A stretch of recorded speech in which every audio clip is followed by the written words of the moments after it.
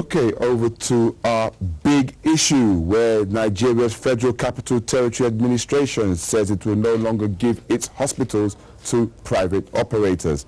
This comes 3 years after its first hospital, the Garki District Hospital, was concessioned to a private company. In today's big issue, AIT's Omotola-Aderinsola takes a look at the politics of the Garki District Hospital concession and its effect on healthcare delivery in the Nigerian capital.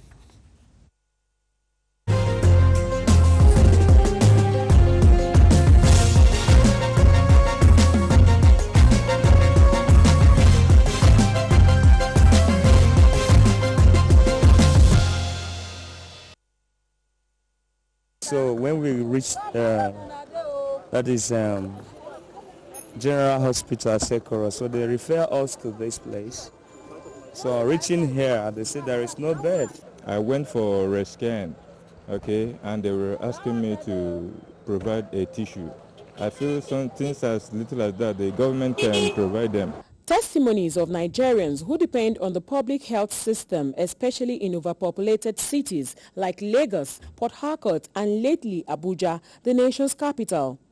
As a way of addressing some of the inefficiencies in its public hospitals, the FCT administration in May 2007 concessioned the Garki District Hospital to Nisa Premier Hospital, a private company, for a 15-year period. It was a test of its public-private partnership initiative. Your money and my money in maybe billions or hundreds of millions is being poured to subsidize an inefficient system, which government has already invested so much money on. The infrastructure decays also, which is what happened in Garki. They ran it for a period and they couldn't go anymore. They knew it was dead. FCT officials say that the managers of Garki Hospital have not kept to the terms of the contract they signed in at least 3 areas. The hospital is said to have reviewed its charges upward without proper consultations as provided for in the contract. Its managers are also accused of outsourcing key clinical services like pharmacy, radiology, dentistry, and the eye clinic to separate companies in contravention of the contract. Finally, the hospital is said to have defaulted in the payment of its 20 million naira yearly concession fee for 2 years now. These are things that we intend to sit down with the Secretary of Health and discuss, because if you have to pay 20 million naira and still carry this level of indebtedness, 43 million, invest over 450 million naira, it just doesn't begin to make it. As we speak, we have taken over virtually all the assault clinical services. Is the service efficient? Are they overcharging based on maintenance costs and service costs like salaries and so on? If you look at the depth of it, I'm convinced that's the way to go.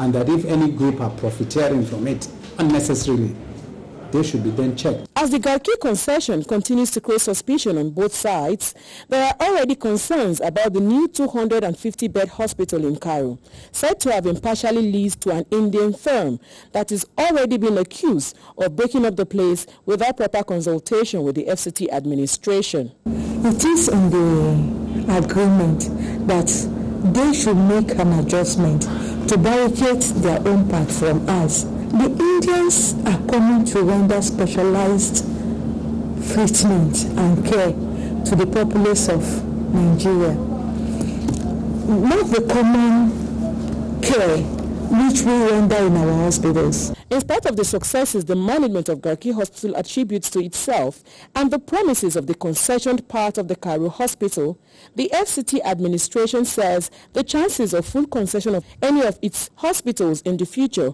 are slim. There isn't a single FCT hospital that has an MRI scan or a CT scan.